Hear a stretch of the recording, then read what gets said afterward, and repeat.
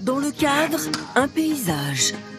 Un pinceau qui danse pour peindre le ciel, des oliviers ou encore un champ de blé. À Saint-Rémy-de-Provence, Van Gogh a réalisé une centaine de toiles. Mais peut-on retrouver les lieux où il a posé son chevalet? Réponse dans un art d'été. L'histoire commence dans un jardin. Derrière les arbres, un bâtiment. L'asile psychiatrique où est interné Vincent Van Gogh en 1889, car il est à Saint-Rémy-de-Provence pour se faire soigner. Sur ce tableau, au premier plan, il représente son médecin, le docteur Perron. La silhouette devant la porte, c'est lui, Vincent.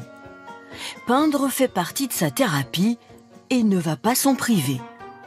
Jusque dans sa chambre, quand il n'est pas à ses pinceaux, Van Gogh regarde par la fenêtre. À travers les barreaux, ce champ de blé l'inspire. Il s'y installe pour peindre la chapelle de l'établissement. 134 ans plus tard, les lieux n'ont pas changé. Ce champ de blé devient son coin préféré.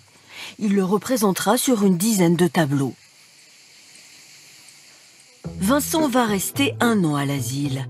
Malgré les traitements, son état de santé s'améliore lentement. Mais parfois, chapeau sur la tête, dans la chaleur de l'été, il s'aventure hors des murs et pose son chevalet au milieu des oliviers. Leurs troncs aux formes étranges, tout le fascine dans ces arbres.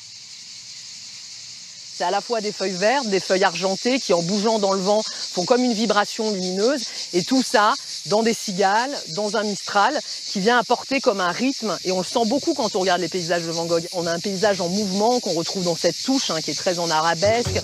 Van Gogh quitte l'asile le 16 mai 1890 et mettra fin à ses jours 2 mois plus tard. C'est à Saint-Rémy qu'il a peint son chef-d'œuvre, La nuit étoilée, faisant danser les lumières dans le ciel de la Provence.